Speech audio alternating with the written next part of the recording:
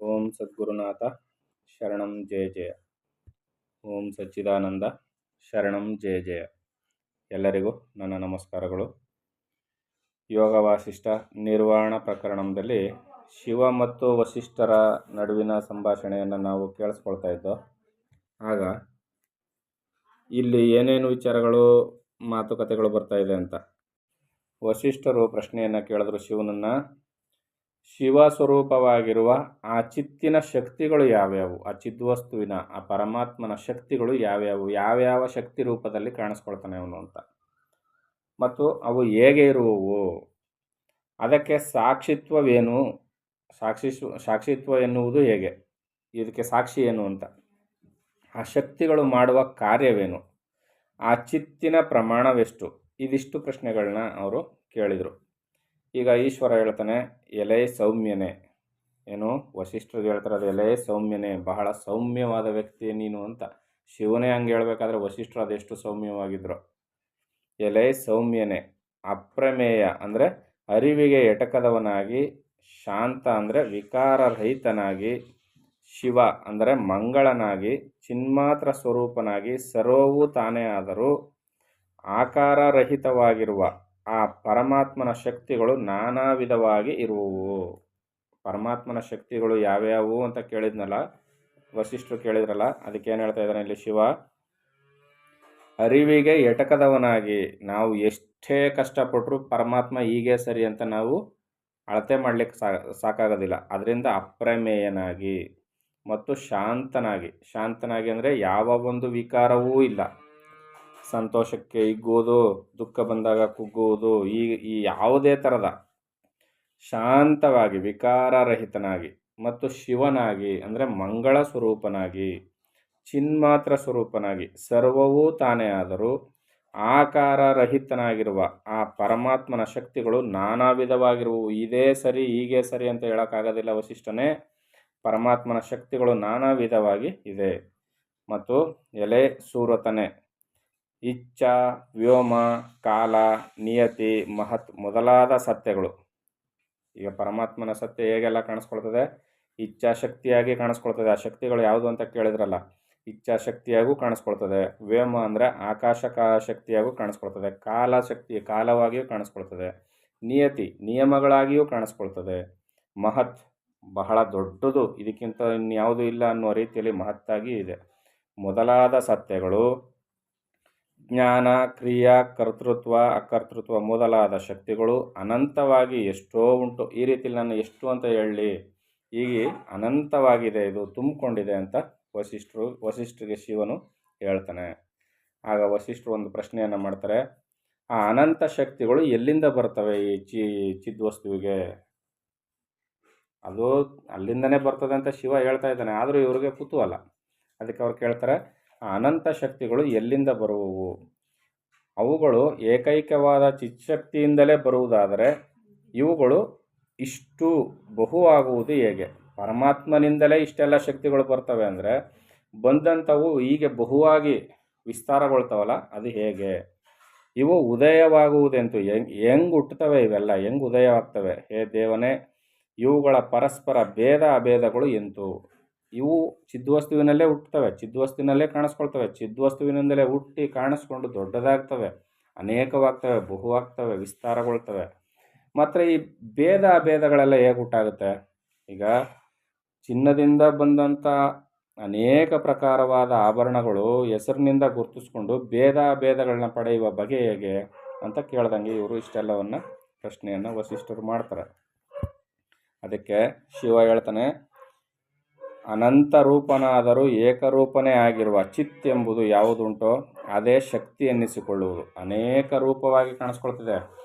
ಉಂಗುರ, ಜುಮ್ಕಿ, ವಾಲೆ ಇತ್ಯಾದಿಗಳ ಅನೇಕ ಒಡವೆಗಳ ರೂಪ, ಆಭರಣದ ಹೆಸರನ್ನ ಕರೆಸ್ಕೊಂಡ್ರು ಚಿನ್ನವೇ ಆಗಿರುವಂತೆ ಅನಂತ ರೂಪನಾದರೂ ಏಕರೂಪನೇ ಆಗಿರುವ ಚಿತ್ ಎಂಬುದು ಯಾವುದುಂಟೋ ಅದೇ ಶಕ್ತಿ ಎನ್ನಿಸಿಕೊಳ್ಳುವುದು.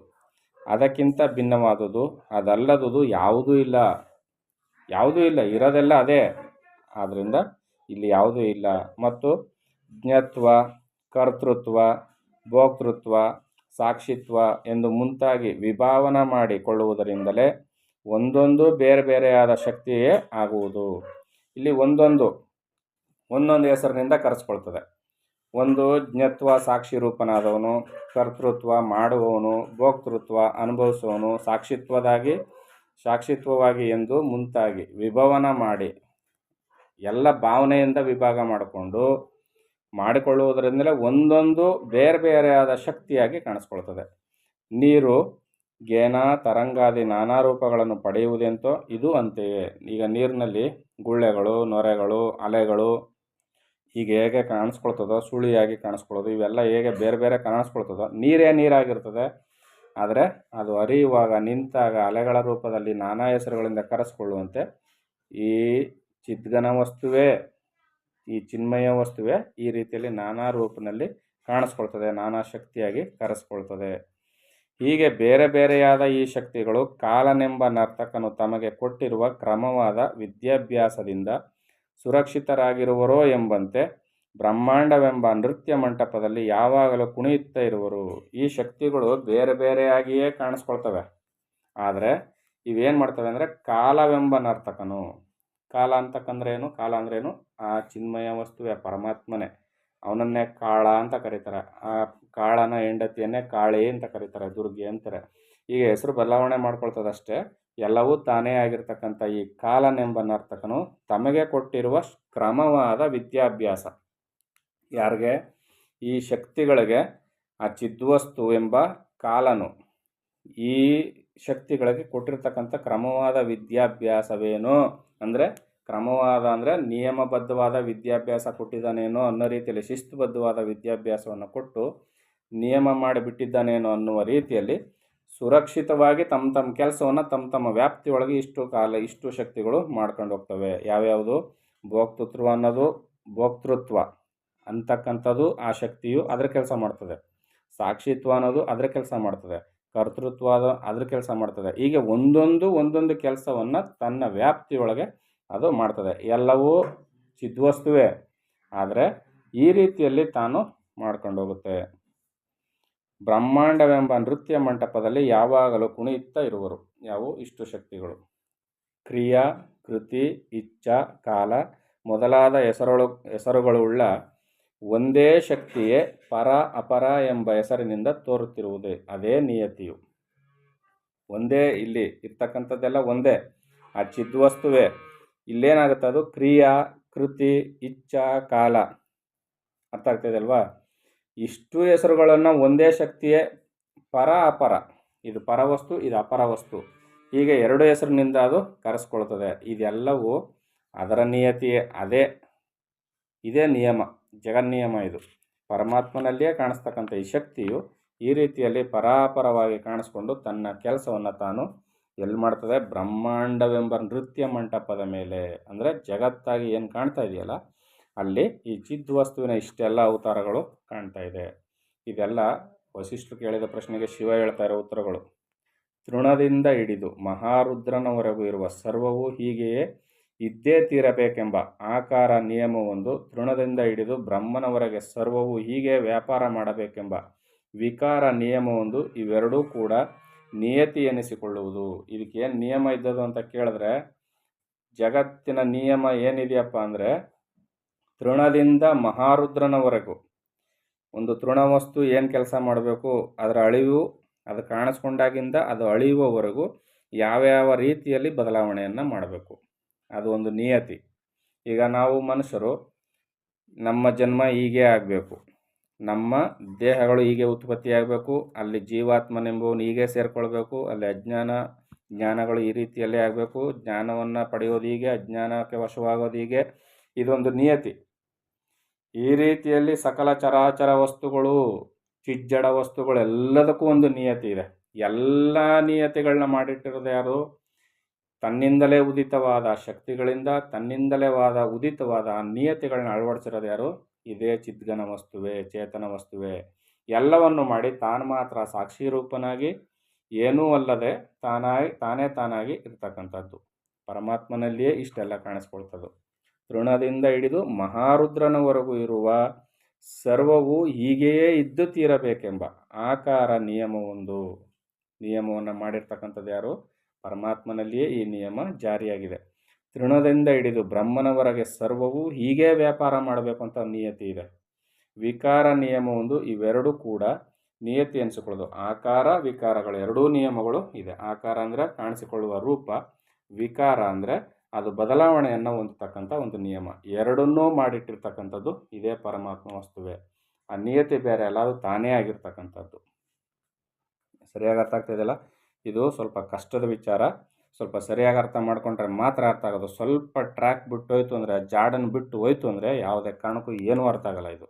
ಅದರಿಂದ ಸರಿಯಾಗಿ ಅರ್ಥ ಮಾಡ್ಕೋಬೇಕು. ಈ ನಿಯತಿಯು ಯಾವಾಗಲೂ ಉದ್ವೇಗವಿಲ್ಲದಿರುವುದು. ನಾವೇನು ಮಾಡ್ತೀವಿ, ಕೆಲವೊಂದು ಕೆಲಸಗಳನ್ನ ಕೆಲವೊಂದು ಸಮಯದಲ್ಲಿ ಉದ್ವೇಗಕ್ಕೆ ಒಳಗಾಗಿ ಮಾಡ್ತೀವಿ. ಆ ಉದ್ವೇಗ ಇಳಿದೋದ್ಮೇಲೆ ಆ ಕೆಲಸದಲ್ಲಿ ಆ ಫೋರ್ಸ್ ಬರೋದಿಲ್ಲ. ಆದರೆ ಜಗತ್ತಿನ ನಿಯಮ ಅಂತಕ್ಕಂಥದ್ದು ಅದು ಆಕಾರವೋ ನಿರಾಕಾರವೋ ಯಾವುದೇ ಇರಲಿ, ಉದ್ವೇಗವಿಲ್ಲದೆ ಸರ್ವಕಾಲ ಸರ್ವಾವಸ್ಥೆಗಳಲ್ಲೂ ಆ ನಿಯಮ ಒಂದೇ ರೀತಿಯಲ್ಲಿ ಜಾರಿಯಲ್ಲಿರುತ್ತದೆ. ಉದ್ವೇಗ ಇಲ್ಲ ಅಲ್ಲಿ. ಉದ್ವೇಗಕ್ಕೆ ಒಳಗಾದರೆ ಏನಾಗುತ್ತೆ, ಅದು ಏರುಪೇರುಗಳಾಗುತ್ತೆ. ಇಲ್ಲಿ ಉದ್ವೇಗ ಇಲ್ಲ. ಹೀಗೇ ನಡಿಬೇಕು ಅಂತ ನಿಯಮ ಇದ್ದರೆ ಹಾಗೇ ನಡೀತದೆ. ಅದು ಆಗಲಿಂದು ನಿಯಮಿಸಲ್ಪಟ್ಟದ್ದು ಹಾಗೇ ನಡೀತಾ ಇದೆ. ಇಲ್ಲಿ ಯಾವಾಗಲೂ ಉದ್ವೇಗವಿಲ್ಲದಿರುವುದು. ಬ್ರಹ್ಮಜ್ಞಾನದಿಂದ ಅದನ್ನು ತೊಳೆಯುವವರೆಗೂ ಜಗಜ್ಜಾಲಕ ನಾಟಕವನ್ನು ಆಡುತ್ತಲೇ ಇರುವುದು. ಬ್ರಹ್ಮಜ್ಞಾನದಿಂದ ಇದನ್ನು ಸರಿಯಾಗಿ ತಿಳ್ಕೊಳ್ಳೋವರೆಗೂ ಈ ನಿಯತಿ ಯಾವುದೇ ಕಾರಣಕ್ಕೂ ನಿಲ್ಲೋದಿಲ್ಲ. ಅಲ್ಲಿವರೆಗೂ ಈ ಜಗನ್ನಿಯಮ ಎಲ್ಲ ನಡೀತಾನೇ ಇರ್ತದೆ. ಹೀಗೇ ಸರಿ ಅಂತ ಯಾರೂ ತಿಳಿದು ಹೇಳೋರಿಲ್ಲ. ಆ ನಿಯಮಗಳನ್ನ ಬದಲಾಯಿಸ್ಕೊಳ್ಳೋಕ್ಕೂ ಆಗೋದಿಲ್ಲ. ಅದಕ್ಕೆ ಇಲ್ಲಿ ಏನು ಹೇಳ್ತಿರೋದು, ಏನು ನಡಿಬೇಕು ಅದು ನಡೆದೇ ತಿರ್ತದೆ, ನಿನ್ಪಾಡು ನೀ ಕೆಲಸ ಮಾಡುವಂಥ ಜ್ಞಾನಿಗಳು ಯಾಕೆ ಹೇಳೋದು ಅಂದರೆ, ಈ ಜಗನ್ನಿಯಮವನ್ನು ಬದಲಾಯಿಸೋಕ್ಕೆ ಯಾರಿಂದಲೂ ಸಾಧ್ಯ ಇಲ್ಲ. ಯಾಕೆ, ಇಂತಿಂಥ ಕೆಲಸಗಳು, ಇಂತಿಂಥ ಈ ವಿಚಾರಗಳು, ಇವೆಲ್ಲವೂ ಹಿಂಗೇ ನಡಿಬೇಕು ಅಂತ ಜಗನ್ನಿಯಾಮಕ ನಿಯಮಿಸಿ ಆಗೋಗಿದೆ. ಅವು ಯಾವುದೇ ಉದ್ವೇಗ ಇಲ್ಲದೆ, ಆತಂಕ ಇಲ್ಲದೆ ಪ್ರಶಾಂತವಾಗಿ ಅದರ ನಿಯಮವನ್ನು ಜಾರಿಗೊಳಿಸ್ತಾ ಹೋಗ್ತಾ ಇದೆ. ಇದನ್ನು ಬ್ರಹ್ಮಜ್ಞಾನವನ್ನು ತಿಳಿಯೋವರೆಗೂ ಈ ಜಗಜ್ಜಾಲಕ ನಾಟಕವನ್ನು ಆಡ್ತಾನೇ ಇರಬೇಕು. ಅಲ್ಲಿವರೆಗೂ ಈ ಬಂಧನ ತಪ್ಪಿದ್ದಲ್ಲ ಅಂತ ಇಲ್ಲಿ ಶಿವ ವಸಿಷ್ಠರಿಗೆ ಹೇಳ್ತಾ ಇದ್ದಾನೆ. ಮುಂದೆ ಏನು ತಿಳಿಸ್ಕೊಡ್ತಾನೆ ಅಂತ ಮುಂದಿನ ಆಡಿಯೋದಲ್ಲಿ ನೋಡೋಣ. ಎಲ್ಲರಿಗೂ ಒಳ್ಳೆಯದಾಗಲಿ. ಓಂ ಸದ್ಗುರುನಾಥ ಶರಣಂ ಜಯ ಜಯ. ಓಂ ಸಚ್ಚಿದಾನಂದ ಶರಣಂ ಜಯ ಜಯ. ಹರಿ ಓಂ ತತ್ಸತ್. ಹರಿ ಓಂ ತತ್ಸತ್. ಹರಿ ಓಂ ತತ್ಸತ್.